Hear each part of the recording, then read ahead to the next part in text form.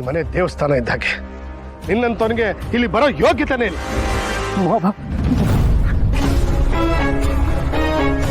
ನೀವೇನ್ ಬೇಕಾದ್ರೂ ಅನ್ನಿಸ್ಕೊಳಕ್ ತಯಾರಾಗಿದ್ದೀನಿ. ಆದ್ರೆ ನನ್ನ ಪ್ರಶ್ನೆಗೆ ಉತ್ತರ ನೀವೇ ಕೊಡಬೇಕು. ನನ್ನ ತಂದೆ ಯಾರು?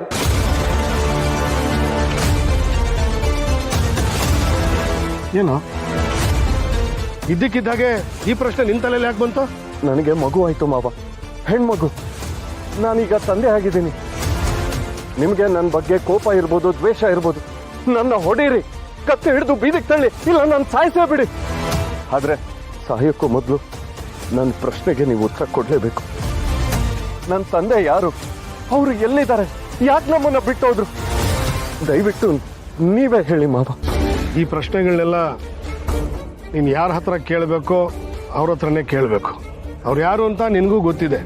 ಅದು ಬಿಟ್ಟು ನನ್ನ ಹತ್ರ ಕೇಳಿ ಹತ್ಕೊಂಡ್ರೆ ಏನೂ ಪ್ರಯೋಜನ ಇಲ್ಲ.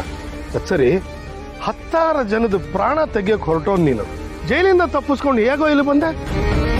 ಕರೀಲ ಪೊಲೀಸ್ನವ್ರನ್ನ, ಹಾಕಿಸ್ಲ ಅವಳಿಗೆ. ನನ್ನ ಬಿಡಿಸಿದ್ದೆ ಲಲಿತಾ ದೇವಿ ಅಮ್ಮವರು. ಅವ್ರು ಬಿಡಿಸಾದ್ಮೇಲೆ ಪಶ್ಚಾತ್ತಾಪ ಅನ್ನೋದು ಕೊರಿತಾ ಇದೆ. ದಯವಿಟ್ಟು ನೀವಾದ್ರೂ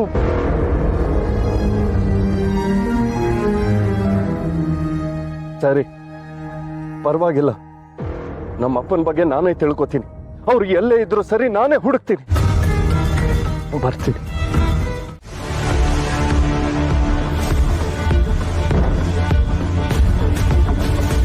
ಈ ರೂಮಲ್ಲಿ ಏನಾದರೂ ನಮ್ಮ ಅಪ್ಪನ ಬಗ್ಗೆ ಇನ್ಫಾರ್ಮೇಶನ್ ಇರ್ಬೋದಾ? ನಾನು ನಮ್ಮ ಅಪ್ಪನ ಬಗ್ಗೆ ತಲೆ ಕೆಡಿಸ್ಕೊಂಡಿರ್ಲಿಲ್ಲ. ಅಮ್ಮ ಏನಾದರೂ ಇನ್ಫಾರ್ಮೇಶನ್ ಇಲ್ಲಿ ಬಿಟ್ಟಿರ್ತಾಳೆ. ನಾನು ಹುಡುಕ್ಲೇಬೇಕು.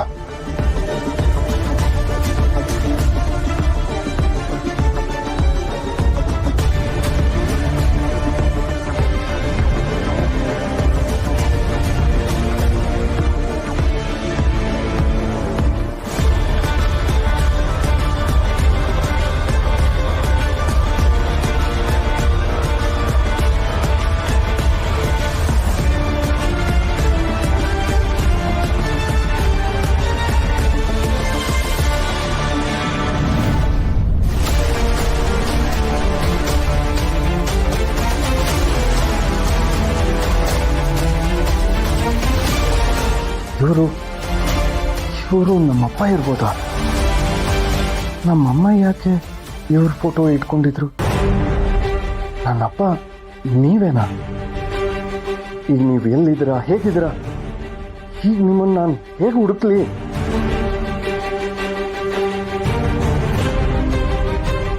ನರಸೀಪುರನ ಅಂದ್ರೆ ನೀವು ಅಲ್ಲೇ ಇರ್ಬೋದು. ನಾನು ಬರ್ತಿದ್ದೀನಪ್ಪ. ನಾನು ನಿಮ್ಮನ್ನ ಹುಡುಕ್ತೀನಿ.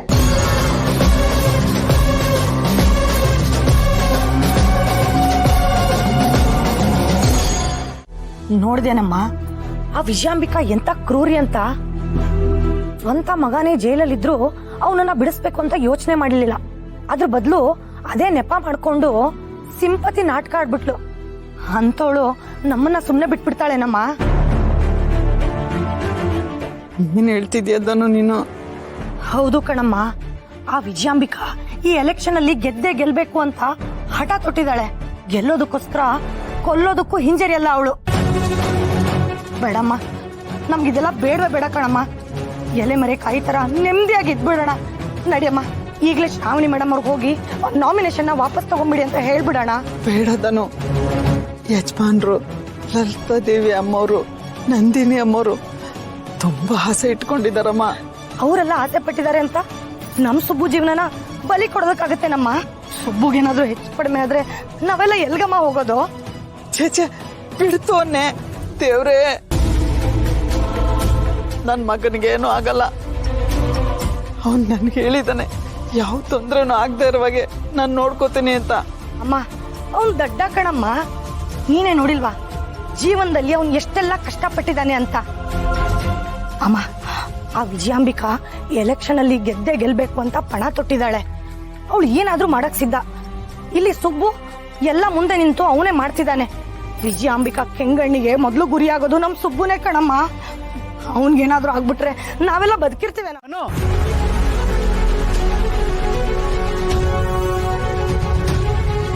ಏನ್ ಮಾತಾಡ್ತಿದ್ಯಾ?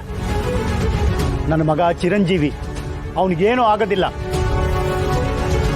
ಅಷ್ಟಕ್ಕೂ ಎಲೆಕ್ಷನ್ ನಿಂತಿರೋದು ದೊಡ್ಡ ಮನೆ ಕುಡಿ, ದೊಡ್ಡಮ್ಮವ್ರ ಕನಸು, ದೊಡ್ಡ ಯಜಮಾನ್ರ ಆದರ್ಶ.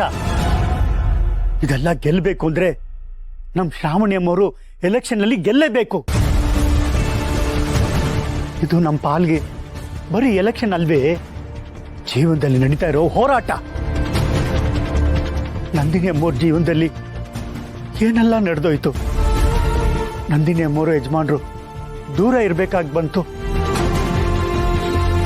ಶ್ರಾವಣಿ ಅಮ್ಮವರು ತಂದೆ ತಾಯಿ ಪ್ರೀತಿನ ಕಳ್ಕೊಳ್ಳೋ ಹಾಗಾಯ್ತು. ಇದಕ್ಕೆಲ್ಲ ಕಾರಣ ಯಾರು? ಆ ವಿಜಯಾಂಬಿಕಾ. ಅವಳನ್ನ ಮಟ್ಟ ಹಾಕೋಕ್ಕೆ ಇಷ್ಟು ವರ್ಷ ತಾಳ್ಮೆಯಿಂದ ಕಾಯ್ಕೊಂಡು ಕೂತ್ಕೊಂಡಿದ್ವಿ. ಈಗ ಪ್ರತಿಕಾರ ಕಿಚ್ಚು ಹತ್ಕೊಂಡು ಹುರಿತಾ ಇದೆ. ನೀನು ಇವತ್ತಿನ ಬಗ್ಗೆ ಮಾತ್ರ ಯೋಚನೆ ಮಾಡ್ತಾ ಇದೆಯಾ.